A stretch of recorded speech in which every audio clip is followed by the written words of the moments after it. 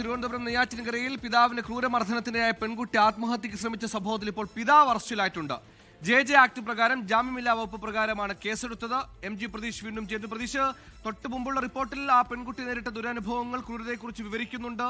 വീട്ടിൽ നിന്ന് ഇറക്കി വിടുന്നു, പലപ്പോഴും കടത്തിണ്ണയിൽ പോയി കിടക്കേണ്ടി വരുന്നു, അങ്ങനെ ആ ക്രൂരതകളൊക്കെ വിശദമായി വിവരിക്കുന്നുണ്ട്. ഇപ്പോൾ ഏറ്റവും ഒടുക്കം പിതാവിനെതിരെ കേസെടുത്തിരിക്കുന്നു. എന്താണ് വിശദാംശം?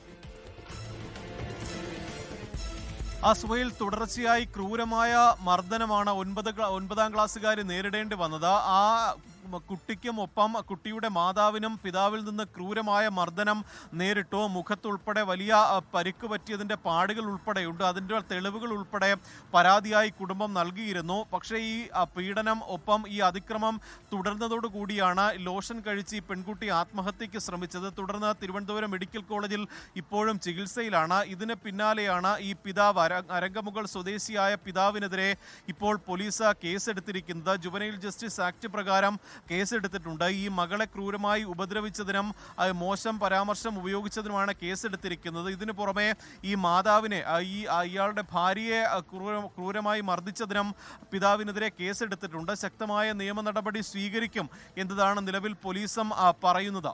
സുഹൈൽ, MG പ്രതീഷാണ് വിവരങ്ങൾ നൽകിയത്. ആ പെൺകുട്ടിയും 9ാം ക്ലാസ്സുകാരാണ്. മാതാവും ഈ നേരത്തെ കാണിച്ച റിപ്പോർട്ടിൽ പറഞ്ഞതുപോലെ നേരിട്ട ദുരനുഭവങ്ങൾ, ക്രൂരതയെക്കുറിച്ച് വിശദമായി വിവരിക്കുന്നുണ്ട്. ഇതിന്റെയൊക്കെ അടിസ്ഥാനത്തിൽ ഇപ്പോൾ പോലീസ് കേസെടുത്ത് പിതാവിനെ അറസ്റ്റ് ചെയ്തിട്ടുണ്ട്.